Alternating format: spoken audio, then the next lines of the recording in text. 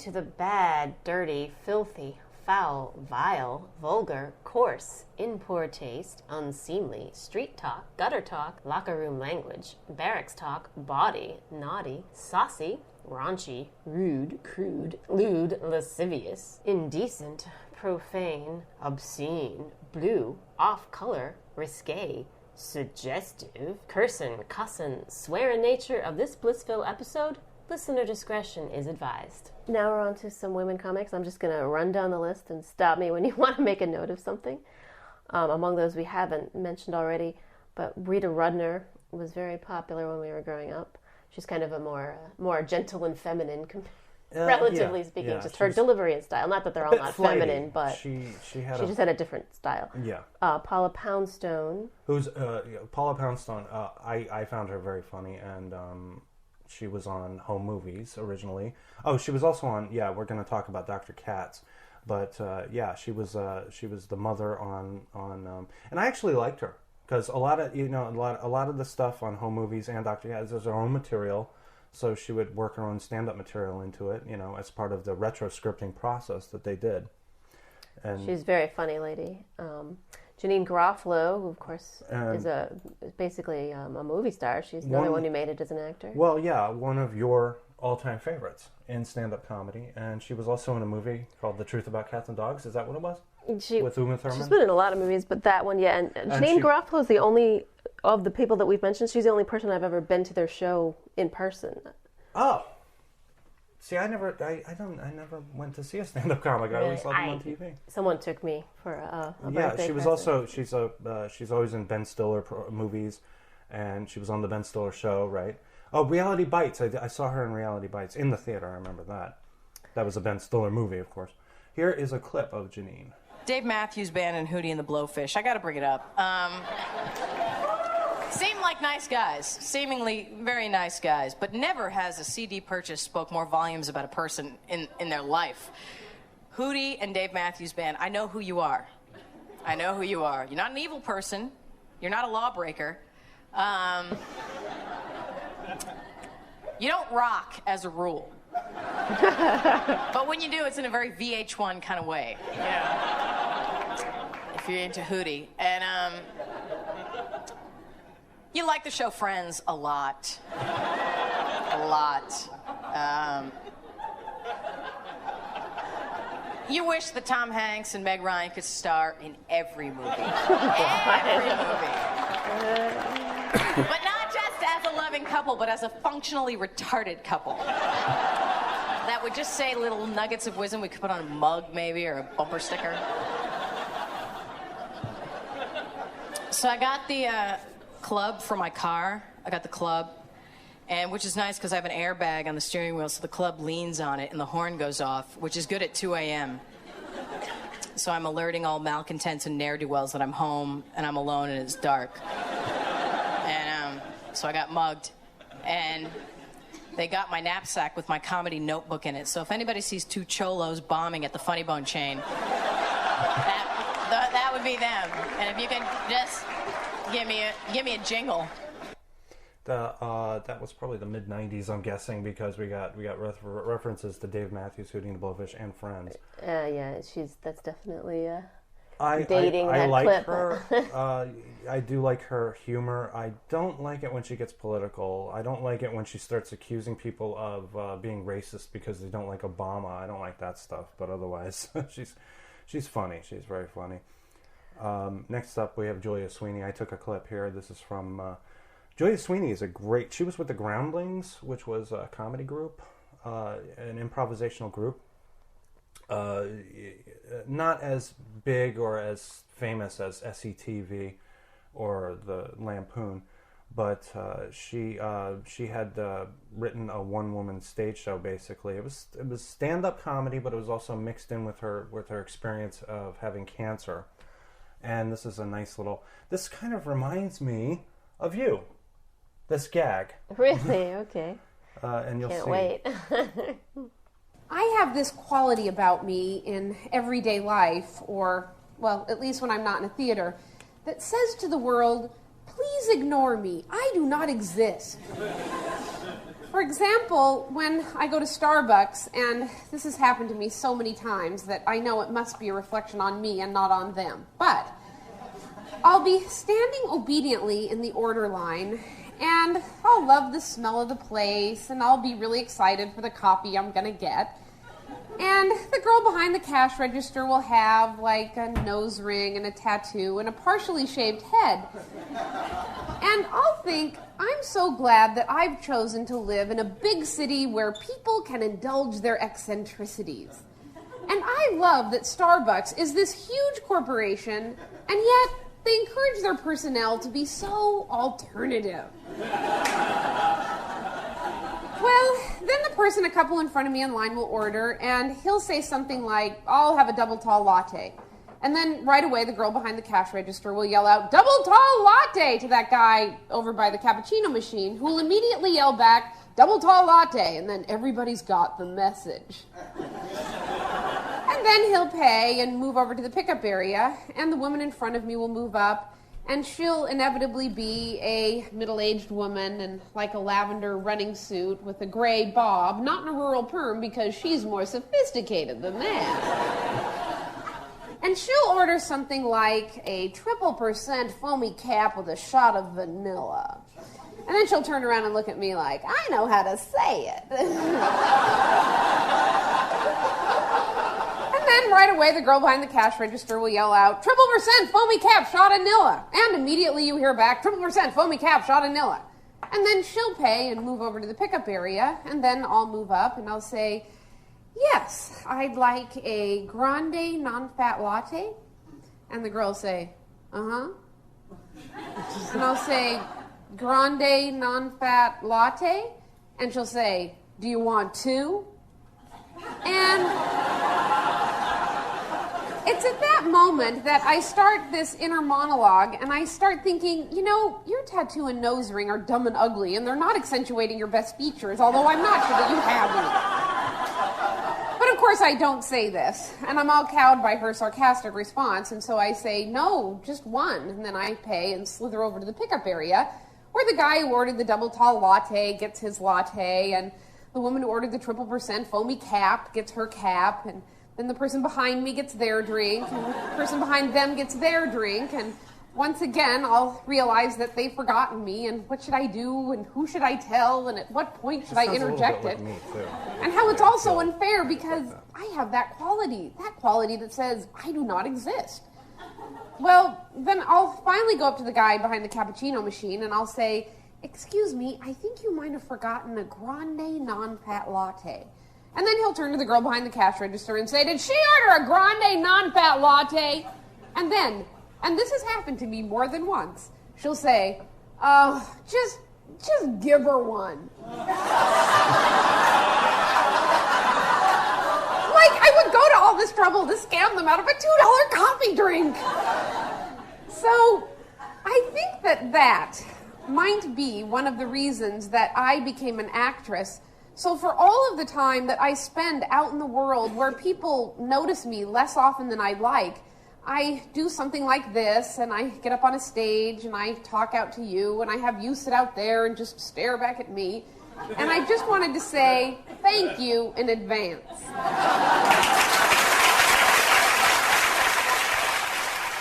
So I got a few dirty looks for that one, but also I was noticing that that's kind of like me too. I don't, for some reason, make a big fuss about myself in public, and then people forget me right away, especially like at a McDonald's or even at a Starbucks or something like that. But enough about our issues.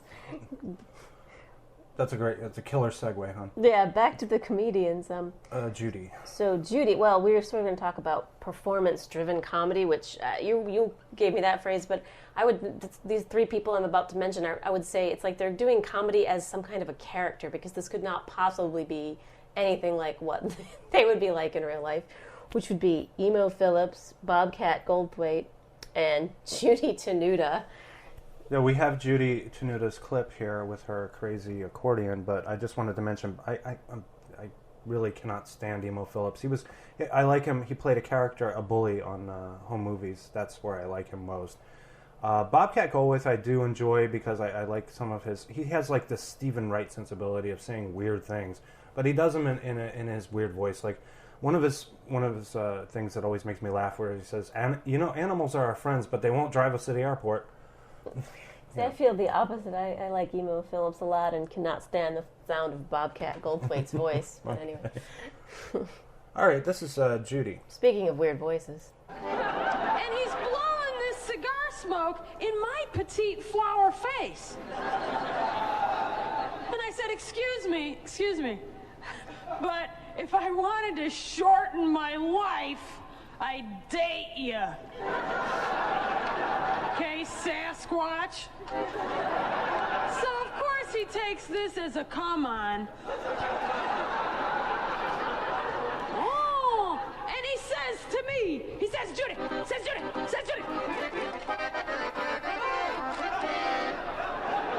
he had an accordion, too. Yes, it could happen. It could happen. And he said, oh, Judy. Yes, he wanted to possess me.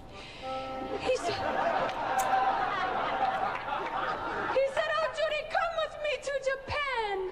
You can be my little geisha girl. I said, all right. Like I have time to get my feet bound for some sperm whale with a Visa card. Come closer to the goddess. Come closer. Now I want to ask you a question. How many of you ever started dating someone because you were too lazy to commit suicide? Yeah, come on! You know what I mean? The kind of trolls that you've devoted your whole lives to them, and then they say, well, I need to see other people.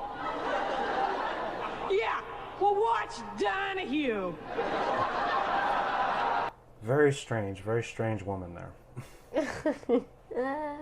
So she was a guest on, I'm just going to go right over that. She was a guest on a show that played on Comedy Central, a cartoon called Dr. Katz. She was on that show and she did that routine? Well, she didn't do that routine, but she was one of his patients. Did she play like that character, that weird, wacky character? Yeah, she played herself. I know, a couple of. I remember Janeane Garofalo was on the show, and almost just about everybody we've got like been a whole talking bunch about. of like all these people: Stephen Wright, obviously, Emo Phillips, Bob Odenkirk, and David Cross before Mr. Show. Yep. And Jake Johansson. Larry Miller, I wish we could find a clip of Larry Miller, but this show is running way long anyway. So Dr. Katz was a cartoon that featured comedian Jonathan Katz playing a shrink to various comedians, including all the ones we've just mentioned. Who was also on Home Movies. He played Melissa's dad. Right, and the scripts were done with what you mentioned earlier, retroscripting. I love the line from Home Movies. Home Movies was a follow-up, I guess, to Dr. Katz. It was used the same animation style. And the same retroscripting. Right, and he had a great line on that where he says, I'm proud of the fact that I've never struck a child, but I think I could be proud of something else now. So retroscripting, let me just say, in case people don't know, it's having the actors, they make a vague outline, and then the actors and the comedians improvise the dialogue around the basic storyline, but everything gives it a very scripted. natural feel. This is why you have, Curb Your Enthusiasm. I think they follow that kind of plan. So you have a clip of Louis C.K. Is it from the show, or is it some from Louis C.K.'s routine? I don't have, you put that in there, and I did not get the clip. I'm sorry. Oh, okay. I am very sorry about that, but we are running incredibly late anyway. All right. But now, what we're going to do, well, actually, I'm going to save that for last, but we're going to talk about recent stand-up comics just for a second here. People like Louis C.K. Mm-hmm. And also Patton Oswalt. I didn't get anything from Patton Oswalt, but I actually met Patton Oswalt. I met the dude because he was at an Erg's Unlovables show. I think it was the Erg's, the Unlovables. and Dirt Bike Annie, all three of Mikey Erg's bands, and he was a very, very busy boy that night. I think it was at CBGB's. I'm not sure. It might have been Continental. But I met the dude, and he's a fan and a friend, and also I think Chris Gethard was there as well. Chris Gethard is a newer stand-up comedy guy. He has his own show, and he's married to my friend Hallie. Now, getting into Louis C.K., it seems that as we go on, there are fewer and fewer stand-up comics out there who are really bursting out on the scene. What would you say about that? It seems to me that way, but I don't know if that's just because I'm old and I don't get out much, which could be. But I'm not the only recent sort of interesting information or exposure I've seen for comedians lately was when you showed me Jerry Seinfeld's Getting Coffee in Cars with Comedians. Right, that's his internet show, and it's a great show. It's a really good show. I mean, he doesn't always have comedians on the show. Like, he had Alec Baldwin. We watched that recently. Alec Baldwin is hilarious, you know? He is very good, very quick, but he gets a car from somebody, I guess a fan or somebody like that. They give him like a rare car to drive around in. He picks up these comedians like Louis C.K. or Patton Oswalt or David Letterman or Larry David or Howard Stern, and they go and they have coffee and they have a conversation. The show is usually like about 11 or 12 minutes long, and it's really great. It's a great show. His bit with Louis C.K. and Louis C.K.'s story about his boat was hilarious. I recommend everyone watch it. It's a great show. Getting Coffee in Cars with Comedians. So we move on to Louis C.K. and this is has a TV show in his name. Louis. Actually, he had a show on HBO called Lucky Louie, which was not about that. It wasn't about him as a comedian. It was like All in the Family but R-rated because it had a lot of swearing and sexual talk and all that stuff. It didn't last that long. It only lasted one season, but I loved it. I thought it was a great show. Louis C.K. has been around actually forever. He wrote for Chris Rock, and he wrote for a couple other shows, and he has an Emmy Award, and he made a movie that he's not terribly proud of. I forgot the name of it. Pootie Tang, I think it was called. Anyway, this is Louis C.K. from Shameless, and this is the famous Suck a Bag of Dicks. Hey, this is interesting. The other day, a guy told me to suck a bag of dicks. That was interesting. I never heard that before. Total stranger told me to suck a bag of dicks. A whole bag of them.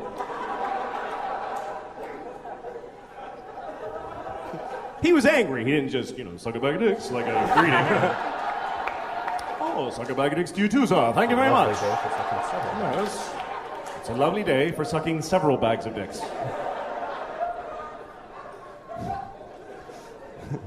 No, what happened was I cut him off in traffic. It was just one of those things where I had to get in, and no one was in my car to judge me, and I just fucking, I just decided he's not me, so I don't care what happens to him, and I just cut him off. It's just a shitty thing to do. And it was bad because he was coming fast because he didn't imagine in a million years someone could be that big of an asshole. And so when I did it, he had to slam on his brakes, and his dog went poof in the windshield. It was really very bad. Very bad. And the worst part is when you cut people off, they don't vanish. They're behind you now. So I'm looking back, and he's like, fucking ass! He's so mad! And he keeps trying to get next to me because he just wants to see my fucking face. He's like, I gotta see this cocksucker now. I gotta see the fucking face of the piece of shit that just did that to me. And I keep cutting him off because I don't want him to see. I'm ashamed of what I did. Nope, you don't. Finally, we get to a red light, and I gotta face him. Only because there's a car in front of me, otherwise I would have fucking blown right through there.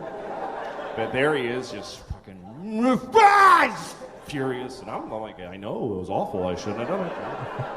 And I'm not mad. I was wrong. Why would I be mad? And he's like, well, fuck you! And then he starts going like this because he wants me to roll my window down. Like, I'm supposed to take part in my own abuse during this argument. Well, I'm sorry. I don't want to miss this. What do you have to say about me, yes? How rude of me to shut out your anger with my... So I did. I rolled it down. I'm interested. And he goes, hey, asshole! And I'm like, yeah? He says, suck a bag of dicks!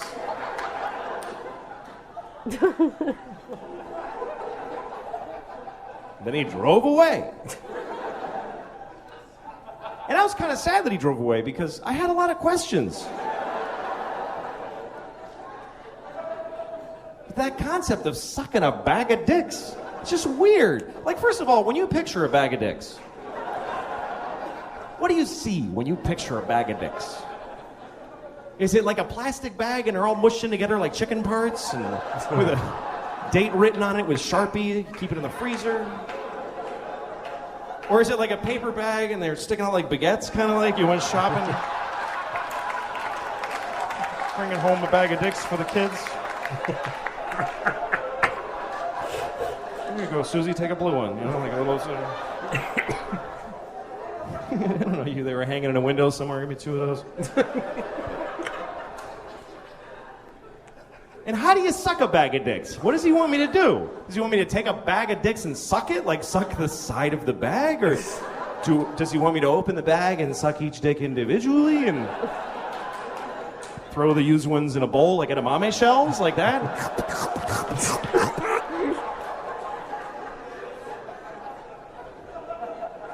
Do I have to make them all come? You know, like how...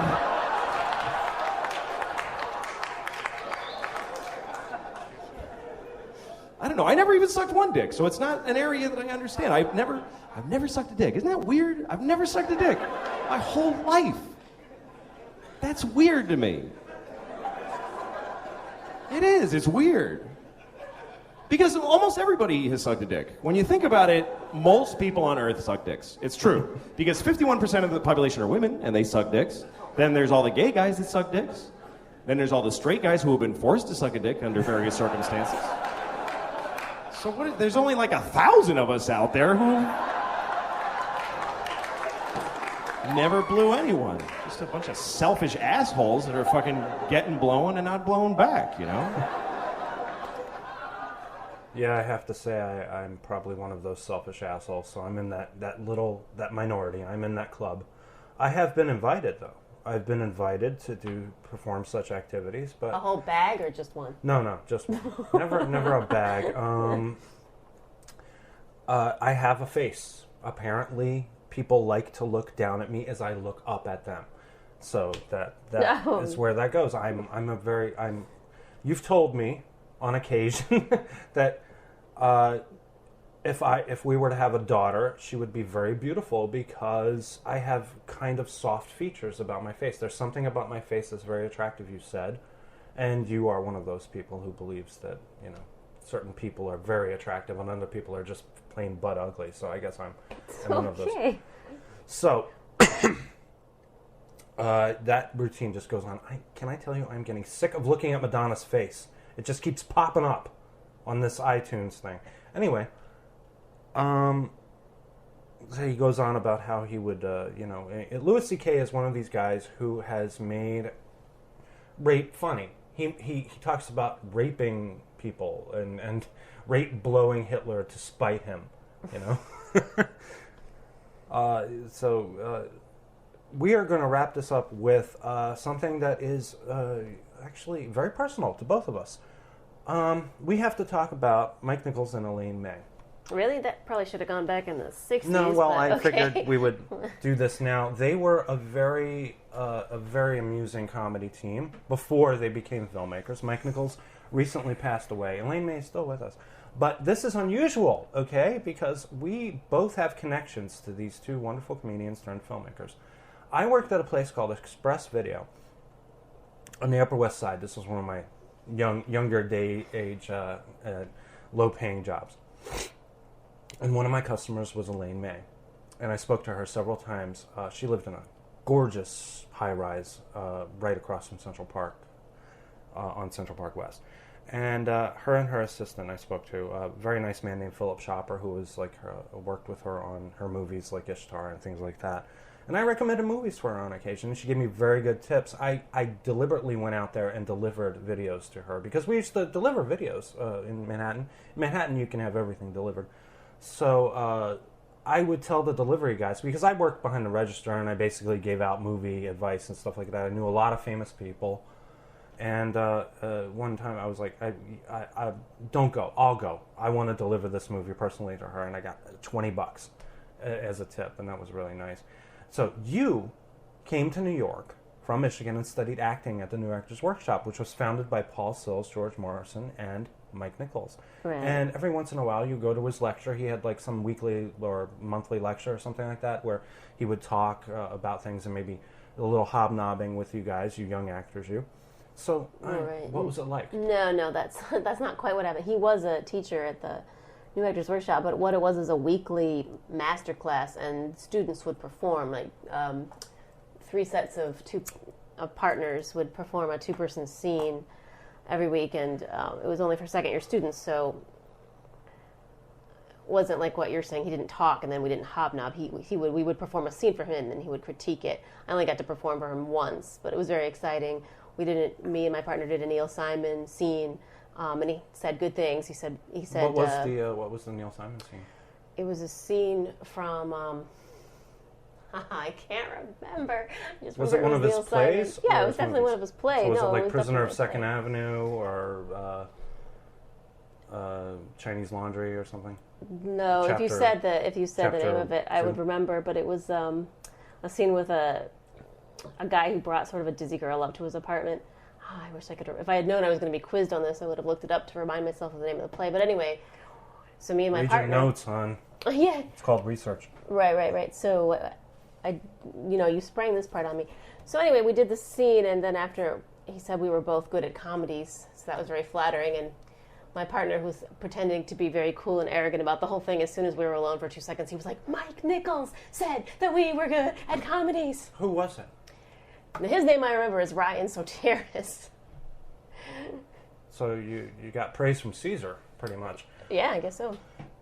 Mike Nichols, not really known for the comedy that he did before he became the famous director. His first movie, I believe, was Who's Afraid of Virginia Woolf, right? And then did he direct that on stage before he made the movie? Yes. Yeah. And he's like a young man, and he's directing Elizabeth Taylor and Richard Burton. I'm like, Jesus, I would have wet myself if that was a... As well, you should. I loved... 70s Mike Nichols was a lot better to me than later on. If you compare like Carnal Knowledge or The Graduate or to like the later movies, but still just a really fantastic talent. And Elaine May was very funny actually, and she always worked with him. She always worked for Mike Nichols. She touched up his scripts. She did some polishing for Wolf and also appeared in the movie, and she also did that movie with Gary Shandling that he directed, What Planet Are You From? Things like that. So this is a routine from Mike Nichols' and Elaine May album, and the setup is it's a doctor and his nurse during an operation, and this is pretty funny. Scalpel. Scalpel. Gauze. Gauze. More gauze. More gauze. More gauze. More gauze. More gauze. More gauze. A little more gauze. We don't have any more gauze. That's all the gauze? Yeah. I don't know what happened. We had a small roll of Give gauze. me a sponge. Sponge. Clamp. You have the clamp. Suture. You have a suture. Edith. Yes. I love you. Please, please. Sponge. You have the sponge. Give me another sponge. I want You two have sponges. all the sponges. I have 2 sponges. We don't. We only had 2 This sponges. is terrible when we wrangle this way. But Why we do you only. avoid me? We have 2 sponges. Why do you avoid me in the hall? I don't avoid you in You the turned hall. your back at the coffee machine. I didn't turn my You back. deliberately turned your back. Excuse me. The oxygen is failing. Edith, don't change the subject. But it's failing. Well, turn it up. Well, Why I'm are you trying avoiding to. me? Is there somebody else? Is there something you'd like? A suture, a sponge, something? Is there somebody else? I don't care to discuss it now, It's thank you. Pinsky, isn't it? I don't care to talk about it. I saw you in the cafeteria. with I Pinsky. just don't care to talk about it, Dr. Harris. Now, would you like anything else? Otherwise, I'd like to go. Go in the middle of an operation? Well, I have nothing else to hand you. You've got it all in the patient. Edith, what have I done to hurt you this way? You haven't done anything to hurt me. I just wish you wouldn't badger me. Badger you? I need time to think. I told you that before. I don't know you like this. You're cold. You're diffident. Because you badger me. I haven't badgered you. You're only making me run away. Is it badgering you to tell you I love you? Is that badgering you? Please do not tell me over and over in the cafeteria and in operations. All right, I'm sorry. Give me a needle. Needle. Thread. Would you like me to thread the needle? I don't even know what I'm doing. Yes, thread it, please. All right. Catgut? Yes. Cheer up. Come on, I have a little joke for you. Knock, knock. Oh, Come on. Knock, knock. who's there? Catgut. Catgut who? Catgut your tongue? Oh, come on. Edith, why are you torturing me? I'm not. I was trying to cheer you up. Well, there's only one way you can cheer me up, and that's to say yes. Please, please, Dr. Harris, not now. This is how you drive me away every time. Put your finger on this knot, please. All right, but don't do anything funny. I'm not doing anything funny. I'm sewing up the patient. Now it's right. you who starts these. All right, all right. Oh, I do love you so. Please, please, let go of my finger. I knew you were going to do this. Please, no, don't pull back. I do. I love you. I love you. Let go of my finger. Don't pull back. You're pulling the stick. Please, Dr. Harris, stop. Edith, it is Pinsky, isn't it? I don't want to talk about it now, It's please. very important to me to know whether it's Pinsky or not. Give me time to check. Now the oxygen is failing again. Let it fail. I'm sick of this torture. Please, so, Dr. Harris, everyone is looking at you. I'm not going to finish this operation unless you say yes. Dr. Harris, you're being impossible. I'm not going to finish this operation unless you say yes, Edith. Dr. Harris, this patient will die. I've been tortured long enough. Yes or no? Which is it going to be? This is absolute blackmail. I don't care. I don't care what lengths I go to anymore. All is fair and all that. Dr. Harris, you're a doctor. A doctor. Doesn't that mean anything to you, Yes, a surgeon? I'm a doctor, Edith, but I'm a man also, and I will not go on with this operation until you give me your answer, and it better be yes. I have no choice. Yes. All right, then. Clamp, darling. That is it for this enormous episode of BlissVille, Misadventures in BlissVille. I'm Bronwyn Knox. And I'm Dave Lawler. Yeah. We had an operation during the Nichols and May operation there. So I hope you enjoyed it. I know I sure did.